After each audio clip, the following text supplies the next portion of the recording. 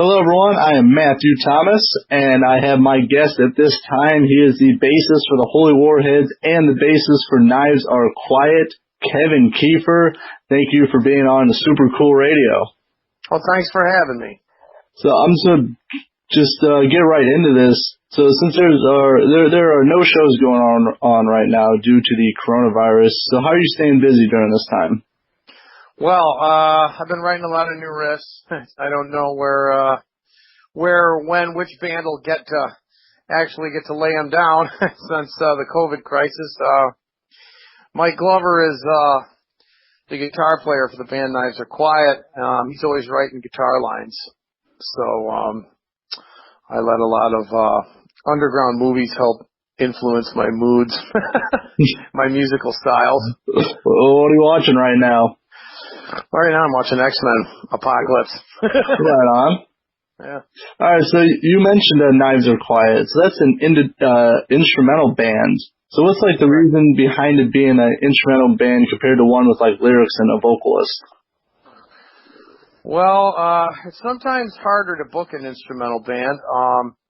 We've had some show offers in the past, some large venue capacity offers, such as like Cedar over at 20 Monroe, where like the tour managers will get involved. They'll want the band and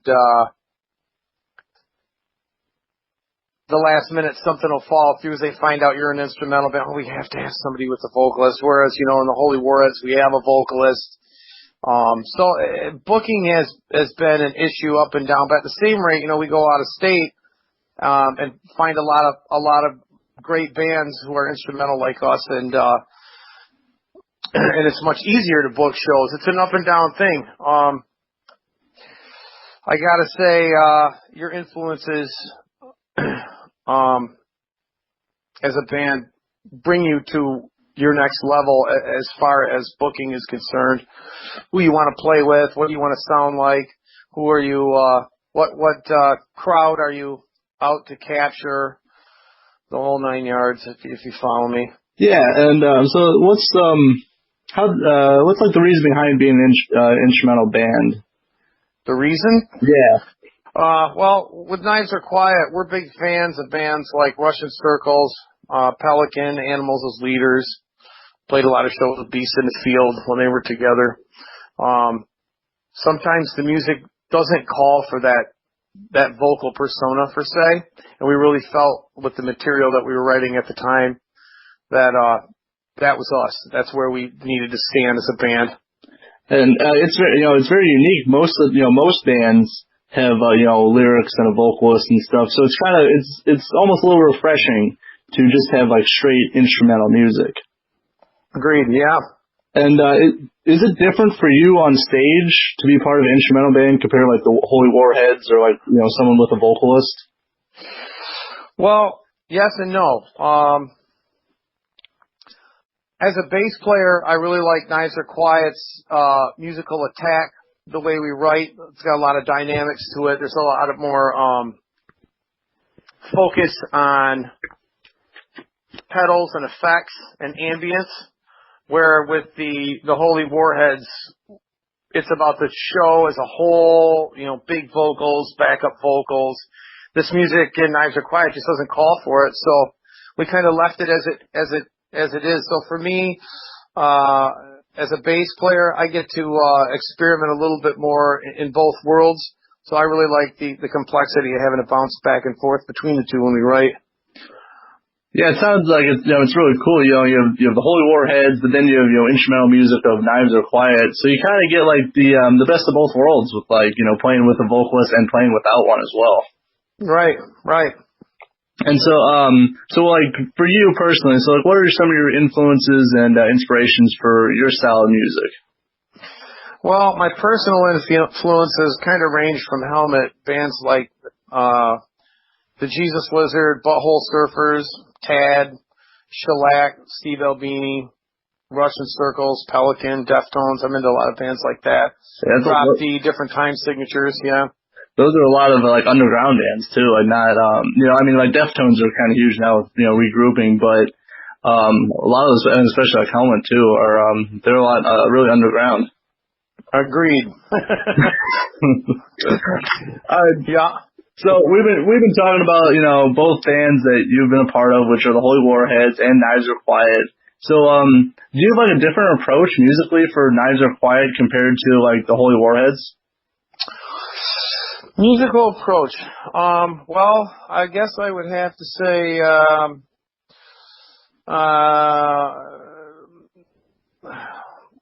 well, the Holy Warheads write a little bit different. So, like for example, Joe is like having two guitarists in the band, even though in that project he's primarily all vocals.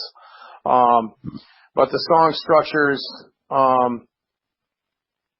fall together like percussion and bass, find rhythmic duality and drive. With Knives Are Quiet, I'm going to have to say that it's a little bit easier to compose some of the placements. Knives Are Quiet, Michael Ray Glover writes a lot of the music, and the song structure comes together when we put Jeremy Gish on percussion. The band changed a lot. He brought so many new dynamics that we had to follow, and made practices super fun. And really brings it to the table percussion-wise. Sometimes, the songs fall into place in minutes, and other times it takes weeks of structure.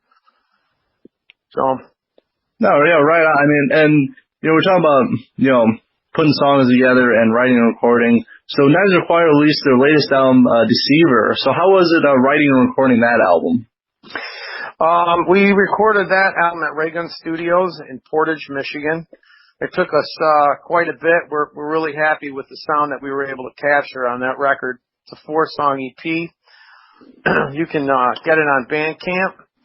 Also, there's hard copies you can pick up at, let's see, where are we now? We're at Vertigo and Corner Records and Satellite Records. That one's down in Kalamazoo and out in Granville. Right on. It's always cool. It's always cool for me, to get a physical copy of a CD, just because it's just really cool. Streaming music, I still enjoy that, but it's just really cool to get like your own copy, especially of like an independent band like Knives Are Quiet. Yeah, we had a show here lined up for at the Stash, the Intersection, which was gonna be on Saturday, March 18th, but due to the COVID crisis, it's postponed, but it will be happening again. That'll be a Stay Subversive production. That will be with Trueburn and Knives Are Quiet, Black Note Graffiti from Ann Arbor, and 10 Second March from Grand Rapids. So as soon as we get a date, we can re-release that out to the public, and e-tickets will be available, and of course hard copy tickets at that point. We're hoping, if depending on how the COVID crisis plays out. Yeah, I hope it clears up, relatively soon. Still, quickly and safely is what I would like. But that Stash Bash looked, killer. With all the bands lined up. Knives Are Quiet, True Burn, 10 Second March, Black Note Graffiti. It was a stacked show. Yeah. We're all sitting here like, oh, come on, but at the same rate, we understand the current health crisis, so we'll get past it. I think West Michigan will be a lot stronger when we get through this. Yeah, I hope so. And just get back having shows and seeing friends. That's what I'm really looking forward to. Yeah. So, Knives Are Quiet was been around since 2012. We had a couple releases. We released one in 2017, which was a compilation called Space Isn't the Only Void in Your Life on Silver Maple Kill Records, and those copies, hard copies, you can pick those up around the state. Those are also online. There's a lot of bands on that. Bad Boys, Slumlord Radio, Trigger, Arrakis, Hordes, Lucid Furs, Blue Snaggletooth. So Knives Are Quiet was pretty happy to re-release a track on that album called Path of Cinders. It's off our first record, which is entitled Dive. Came out in 2014. It's another 3-song EP. And so that one came out. We did a little bit of touring before Deceiver had dropped. We had Lafayette, Indiana, and Toledo, Ohio, the Ottawa Tavern. We went and played Chicago, Illinois twice, and hit Blind Pig in Ann Arbor, and went to Detroit and dropped this record, and and the band went on hiatus. So we are looking to replace myself on bass as Mike Glover keeps the band going, and Jeremy Gish, our percussionist, will be moving to Oregon. So these positions are up. If anybody listening wants to get a hold of the band, they can do that for auditions. We welcome the chance to hear you. Oh, so yeah, just like you said, so if anyone's looking to be a bassist or a drummer, hit up Knives Are Quiet. And you were talking about, touring and stuff. So is there any special preparations you make before you take the stage? I try to clear my head the best I can. I usually find myself drinking beer, but it seems to get the job done. I'm kind of a craft connoisseur in that respect. And try to get the room to move. I want everybody to be involved with the show as best they can. And with an instrumental band, there's usually hardly any talking, so it needs to be an intricate setting. And having said that, we like to play big rooms too. I think that bigger rooms with a larger PA system really bring that sound of the music in your face live, and it makes you feel a larger part of what the band's trying to do. Yeah. And do you think it's harder to get the crowd into an instrumental band compared to one with like a vocalist? I think that if the band can dynamically bring the music into your brains and you can feel it on the floor and you can feel it in your chest and your body, there's no demand for talking all the time with bands like ours. Especially you guys jam hard. Like I was listening to the Deceiver EP last week, and it's just great jamming music. Oh, well, thank you. And so do you have any advice? You've been in two bands, you've been around for a while. Do you have any advice for up and coming bands right now? Advice, I'd have to say, find people who want to commit. You have to have commitment from all your band members to have a successful band. That's job one. Keep writing. You can't stop writing for anyone. Then I'd say stay focused. Find your material and your mindset. What do you want to do? How do you want to present yourself? Whether it be in your material or it may be an audio visual show, but stay focused. And then I would say keep hunting promoters for shows, but try and do it positively. You can only harass a guy for so long, but at the same rate, if you're not persistent, it tells people that maybe you don't really matter that much and you want to matter. Go to shows. I can't stress that enough. It supports the scene and the venue for sure. You got to be there. Network online. Those tools are yours to use. Use them to your advantage, and your friends. That's why they're there. Be willing to travel. If it calls for it, get your vehicle and get out there. And I really like that, you said, hound promoters, but, do it positively. Because, there is definitely a negative way of, hounding people that they don't want to work with you. And I like how you put a nice spin on that, being positive when you're talking with people. Because you never know how that's going to benefit you in the long run, just being nice to people. Yeah, exactly. It goes a really long way. For sure. And so I got one last question before we go. So, we were talking about the Stash Bash that got, postponed. But what can people expect from the Knives Are Quiet in 2020? Well, the band is uncertain.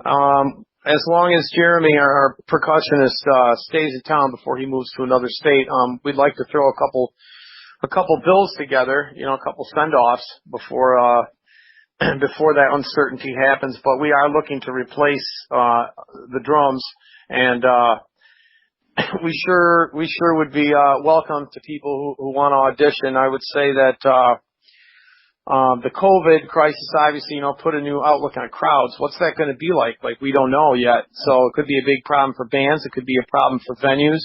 But Knives Are Quiet is going to keep pushing forward, and we're not going to stop doing what we do. So we'll see as we reform the project. Well, I think, so Knives Are Quiet is still going to go on. It just might be in a different capacity later on. Yeah. And so if people are interested, what are the best ways to support Knives Are Quiet? You can hit us on Facebook. Seems to be a good platform. We're on Reverb Nation from time to time. And of course Instagram. Don't feel like you can't shoot us a message because we're always listening, you know. Get a hold of us and check us out on Bandcamp for sure. All right, right on. And so, Kevin, I want to thank you for taking time out of your day and doing this killer phone interview talking about Knives Are Quiet. And so, like, well, I know right now stuff's kind of uncertain, but you got any goals for 2020?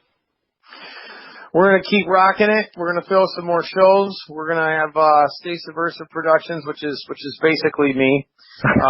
Throwing some shows around town. Yeah, we've done a lot of shows out of state too. We've done probably 10 or 12 shows in Chicago area over the last few years. So I'm really liking that scene a lot. And Knives Are Quiet is a band I don't want to ever see stop making music. Well, right on. So thank you for being on Super Cool Radio. Make sure to check out Knives Are Quiet, and I do highly recommend the Deceiver EP. Thank you very much. So have a good one, Kevin, and I'll see you sometime, hopefully. Okay, brother. You have a good night. Thank you, you too.